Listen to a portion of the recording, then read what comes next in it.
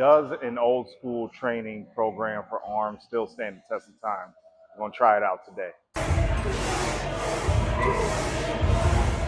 What's going on, guys? Larry here. Trying out something new today and something that I've been wanting to do for quite a while.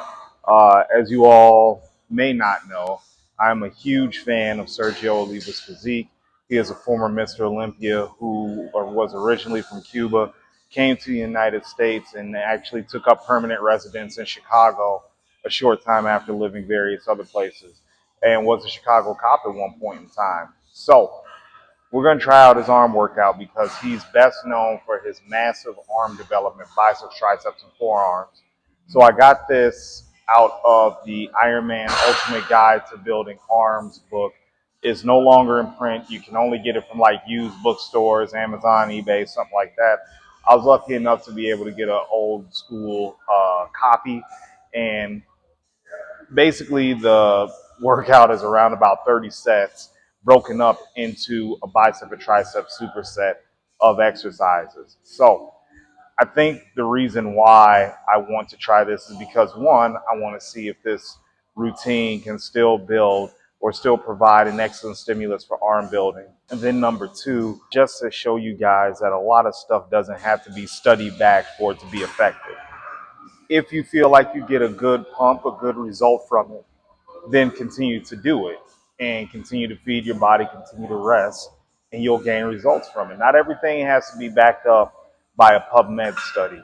Some things are just taught out of the trenches. So we're going to get in the trenches today. We're going to have a lot of fun. I may back down the volume just a little bit because 30 sets is a lot, but we'll figure that out as we go along. So without further ado, let's get moving.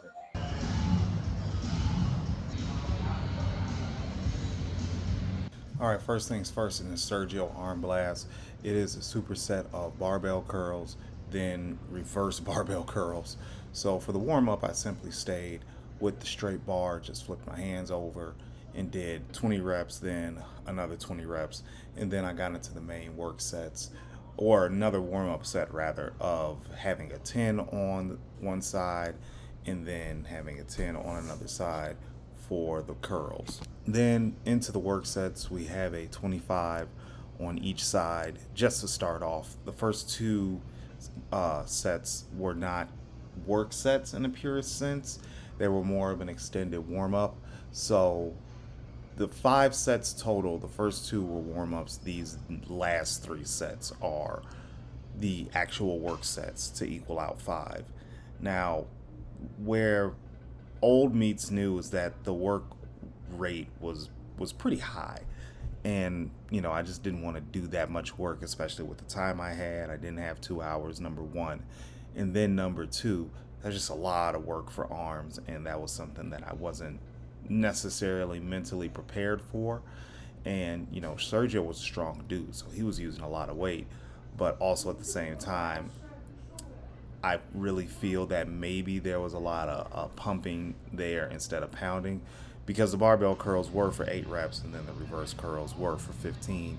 So there was some exercises in that particular routine that, focused on a lot more pumping than pounding.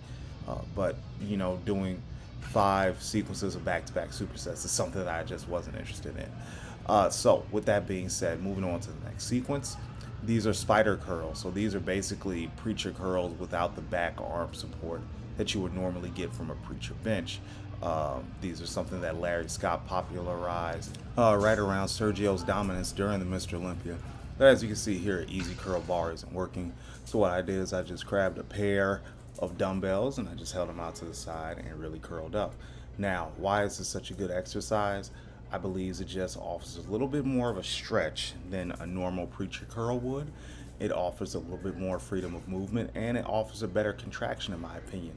As you can see, I'm coming close to the top of my head and I'm just really curling and focusing on that squeeze. Camera angle sucks on this one, but these are supposed to be standing overhead barbell extensions, but I just didn't feel like hyperextending my back a whole lot. So I just went ahead and attached a cable press down attachment to it and just went for the stretch. So nothing crazy here. Good 15 reps, get the tricep stretched out, which is not normal from my regular routine. I normally start with a press down and get the elbows warmed up because my elbows really get beat up doing extensions, like you're about to see here with dumbbell extensions. But that's what the program called for. That's what the program called for. So the thing about anything like this is that, and I'll you'll hear me repeat it throughout the video, is that the guys in the 60s, 70s, 80s, and even the 90s just did not have what we have now in terms of equipment, in terms of knowledge, in terms of scientific studies dedicated to specifically building muscle. We weren't aware of a lot of techniques used to build muscle. So when you see a lot of these programs, yes, it's a lot of redundancy, but it's literally because they had to and they didn't know any better. So I kind of take it easy on them when I see these programs and try to replicate them.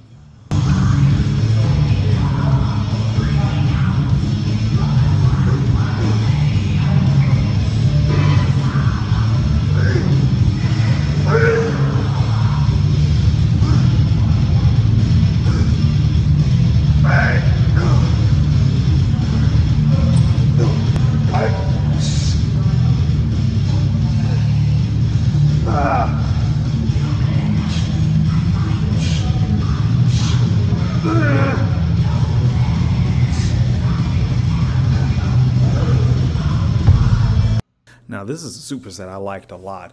Dumbbell curls supersetted with concentration curls.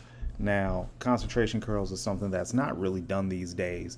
It's a single arm movement. It's usually done uh, with your knee, with your elbow and the knee braced. And, I really like them. I need to do more of them. But a lot of people go to machine curls or preacher curls and whine about tension and all that. And guys, I get it. I want you to understand, though, that there is a way to do this thing and not have to rely heavily on a PubMed study. Concentration curls have been used to build big ass arms for years, and now you want to come along and reinvent the damn wheel. Get a grip, go outside, touch some grass, and do the stuff that really puts muscle onto your arms. But now that that rant is over, I went ahead and just did all 5 work sets here, and it felt really good. Something I like to keep in the routine a little bit better, a little bit more rather. And now, in retrospect, if I supersetted incline dumbbell curls with standing dumbbell curls, I think I would have gotten a much better pairing than going from double arm to single arm for this section of the workout. But again, concentration curls are great and more people need to use them. Sorry, my kids in the background.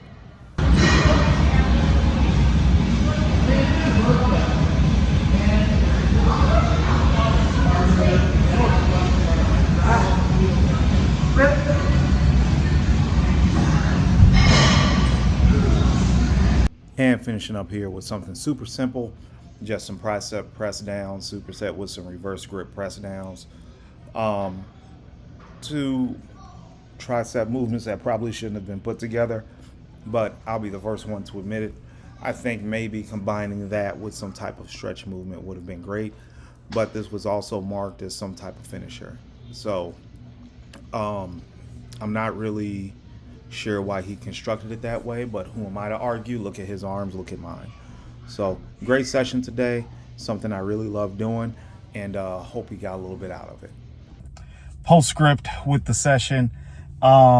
When you do any type of old school session or you see type of any old school workout, know that it's based on the available equipment of the time. And during Sergio's era, the equipment wasn't that advanced that we saw in the 80s, 90s, and today. So a lot of the sequence of movements were redundant because we didn't understand a lot of things in regards to how to train the body at an optimal level, right? So that's where the science comes in. But also, the workout itself was brutally hard. And I think science and hard often are thought as strange bedfellows, right? If you follow science, you don't train hard. If you train hard, you don't have to follow the science. This is where you have to understand, you as a consumer of fitness content, or even as a bodybuilder, you have to learn how to mesh things together. You have to learn how to take a pre-made program and suit it for you. I tell people, even though I sell programs, what I write down is not gospel. If you need to change something, if you need to lower the volume, if you need to shorten the range of motion or make an adjustment to make it longer, then do so. Again, programs are maps, but you're ultimately the driver. What matters is how hard and how often you drive. So please keep that in mind when you see any type of program that was written in the yesteryear and today. Overall, I'll give the workout construction a 6 out of 10 for the simple fact that, you know, a lot of the movements were redundant, and this is coming from the king of redundancy, but also keeping in mind that if this was in the 80s, I would give this workout a 9 out of 10 based on the equipment, again, that was available at the time during Sergio's ascension to bodybuilding royalty. So I still enjoyed it, even though I didn't rank it very high. I thought it was great. So that's just me, though. I like old school stuff. So hope you enjoy what I put down. Hope you enjoyed the video. Please like, subscribe to the channel. Be bringing much more content. And as always, see you on the flip side. Train hard and have a great day.